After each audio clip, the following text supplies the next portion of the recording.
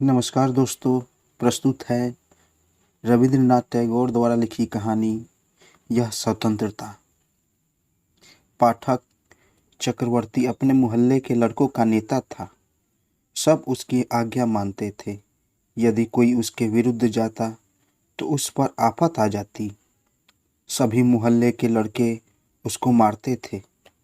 आखिरकार बेचारा विवश होकर पाठक से क्षमा मांगनी पड़ती। एक बार पाठक ने एक नया खेल सोचा।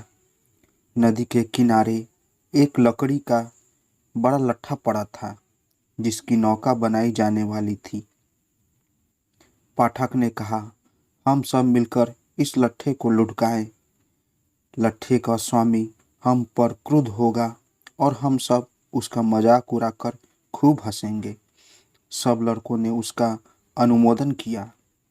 खेल आरंभ होने वाला था तो पाठक का छोटा भाई मक्खन बिना किसी से भी एक शब्द कहे इस लट्ठे पर जा बैठा। लड़के रुके और एक क्षण तक मौन रहे। फिर एक लड़के ने उसको धक्का दिया परंतु वह उठा न। यह देखकर पाठक को क्रोध आया। उसने कहा, मक्खन, यदि तू न उठेगा तो इसका बुरा परिणाम होगा। किंतु मक्खन यह सुनकर और आराम से बैठ गया। यदि पाठक कुछ हल्का पड़ता तो उसकी बात जाती रहती। बस उसने आज्ञा दी कि लट्ठा लुढ़का दिया जाए। लड़के की आज्ञा पाते ही 1 2 3 कहकर लट्ठे की ओर दौड़े और सबने जोर लगाकर लट्ठे को धकेल दिया। लट्ठे को फिसलता और मक्खन को गिरता देखकर लड़के बहुत प्रसन्न हुए, किंतु पाठक कुछ भयभीत हुआ क्योंकि वह जानता था कि इसका परिणाम क्या होगा। मक्खन पृथ्वी पर से उठा और पाठक को लाते और घूंसे मारकर घर की ओर रोता हुआ चल दिया। पाठक को लड़के के सामने इस अपमान से बहुत खेद हुआ। वह नदी किनारे मुंह हाथ धोकर बैठ गया और घास तोड़ तोड़ कर चबाने लगा। इतने में एक नौका वहां पर आई जिसमें एक अधेड़ आयु वाला व्यक्ति बैठा था। उस व्यक्ति ने पाठक से समीप आकर मालूम किया, पाठक चक्रवर्ती कहाँ रहता है। पाठक ने उपेक्षा भाव से बिना किसी और संकेत किए हुए कहा, वहाँ, और फिर घास चबाने लगा। उस व्यक्ति ने पूछा, कहाँ? पाठक ने अपने गांव पांव फैलाते हुए उपेक्षा से उत्तर दिया, मुझे नहीं मालूम। इतने में उसके घर का नौकर आया और उससे कहा, पाठक, तुम्हारी माँ तुम्हें बुला रही है।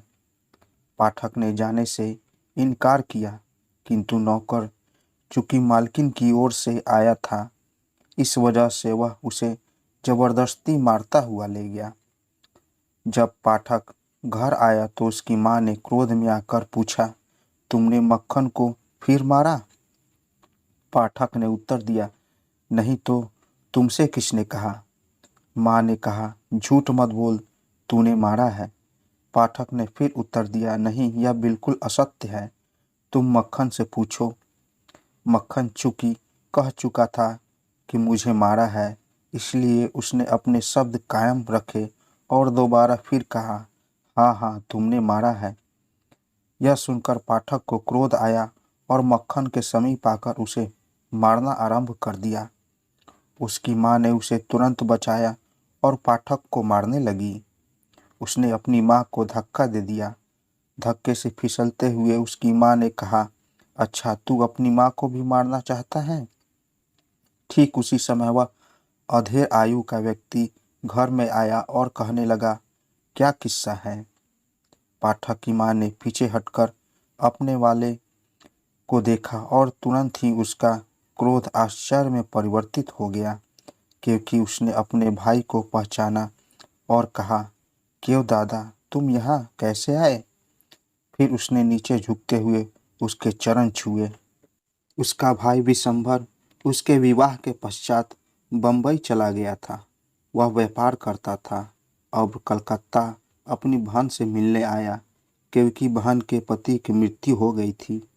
कुछ दिन तो बड़ी प्रसन्नता के साथ बीते, एक दिन विशंबर ने दोनों लड़कों की पढ़ाई के विषय में पूछा।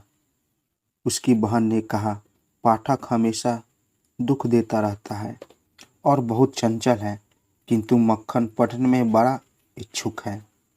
यह सुनकर उसने कहा, मैं पाठक को बंबई ले जाकर पढ़ाऊंगा। पाठक भी चलने के लिए सहमत हो गया। माँ के लिए यह बहुत हर्ष की बात थी, क्योंकि वह सर्वदा डरा करती थी कि कहीं किसी दिन पाठक मक्खन को नदी में न डुबो दे या उसे जान से न मार डाले। पाठक प्रतिदिन मामा से पूछता था कि तुम किस दिन चलोगे। आखिर को चलने का दिन आ गया। उस रात पाठक ने सोया भी न गया। सारा दिन जाने की खुशी में इधर उधर फिरता रहा। उसने अपनी मछली पकड़ने की हत्थी, पत्थर के छोटे छोटे टुकड़े और बड़ी पतंग भी मक्खन को दे दी, क्योंकि उसे जाते समय मक्खन से सहानुभूति सी हो गई थी। मुंबई पहुंचकर पाठक अपनी मामी से पहली बार मिला। वह उसके आने से कुछ प्रसन्न हुई, क्योंकि उसके 3 बच्चे ही काफ़ी थे। एक और चंचल लड़के का आना उसके लिए आपत्ति थी। ऐसे लड़के के लिए उसका अपना घर ही स्वर्ग होता है। इसके लिए एक नए घर में नए लोगों के साथ रहना बहुत ही कठिन हो गया।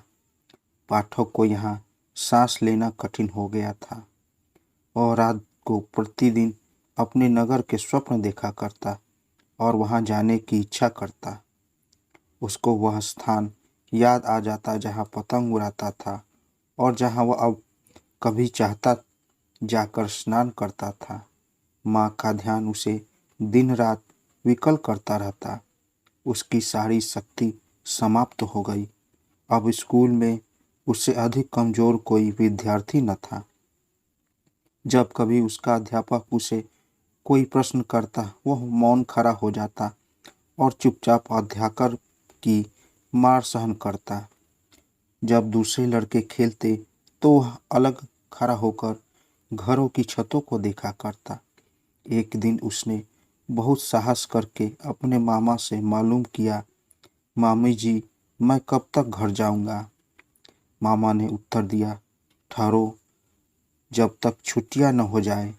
किंतु छुट्टियों में अभी बहुत दिन शेष थे, इसलिए उसको काफ़ी प्रतीक्षा करनी पड़ी। इस बीच में एक दिन उसने अपनी किताब खो दी। अब उसको अपना पाठ याद करना बहुत मुश्किल हो गया।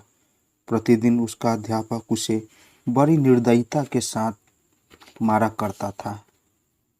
उसकी दशा इतनी खराब हो गई थी कि उसके मामा के बेटे उसे अपना कहते हुए शर्माते थे।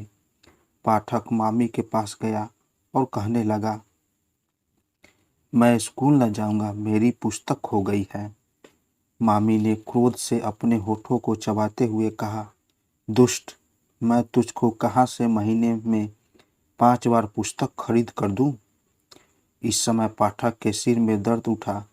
वह सोचता था कि मलेरिया हो जाएगा, किंतु सबसे बड़ा सोच विचार यह था कि बीमार होने के पश्चात वह घर वालों के लिए एक आपत्ति बन जाएगा।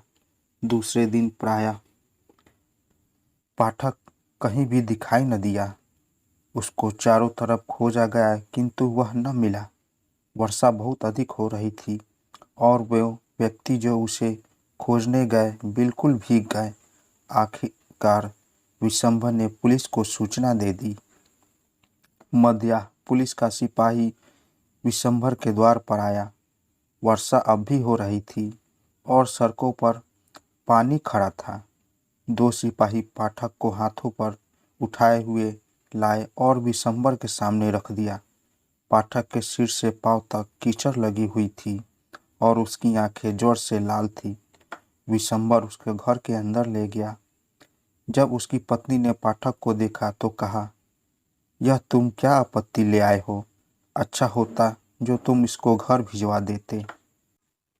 पाठक ने यह शब्द सुने और सिसकियां लेकर कहने लगा, मैं घर जा रहा था, परंतु ये दोनों मुझे जबरदस्ती ले आए। जोर बहुत तीव्र हो गया था। सारी रात वह अचेत पड़ा रहा। विशंभर एक डॉक्टर को लाया। पाठक ने आंखें खोली और छत की ओर देखते हुए कहा, छुट्टियाँ आ गई है क्या? विशंभर ने उसके आंसू पोंछे और उसका हाथ अपने हाथ में लेकर उसके सिरहाने बैठ गया। पाठक ने फिर बड़बड़ाना शुरू किया, माँ माँ, मुझे इस प्रकार न मारो, मैं सच सच बताता हूँ। दूसरे दिन पाठक को कुछ चेत हुआ। उसने कमरे के चहुओर देखा और एक ठंडी सांस लेते हुए अपना सिर तकिए पर डाल दिया। विशंभर समझ गया और अपना मुख उसके समीप लाते हुए कहने लगा, पाठक, मैंने तुम्हारी माँ को बुलाया है। पाठक फिर उसी प्रकार चिल्लाने लगा। कुछ घंटों के पश्चात उसकी माँ रोती हुई कमरे में आई। विशंभर ने उसको मौन रहने के लिए कहा, किंतु वह न मानी और अपने आप को पाठक की चारपाई पर डाल दिया और चिल्लाते हुए कहने लगी, पाठक, मेरे प्यारे बेटे पाठक। पाठक की सांस कुछ समय के लिए रुकी। उसकी नाड़ी हल्की पड़ी और उसने एक सिसकी ली। उसकी माँ फिर चिल्लाई, पाठक, मेरे आँख के तारे, मेरे हृदय की कोयल। पाठक ने बहुत धीरे से अपना सिर दूसरी ओर किया और बिना किसी ओर देखते हुए कहा, माँ, क्या छुट्टियाँ आ गई हैं? तो दोस्तों, कैसी लगी कहानी? कहानी अच्छी लगी हो तो मेरे चैनल को ज़रूर सब्सक्राइब करें और साथ साथ बेल आइकन को भी ज़रूर दबाएं ताकि मेरी कहानी सबसे पहले आप तक पहुँचे। तो दोस्तों, मिलते हैं एक नई कहानी के साथ एक नई वीडियो में। तब तक के लिए नमस्कार।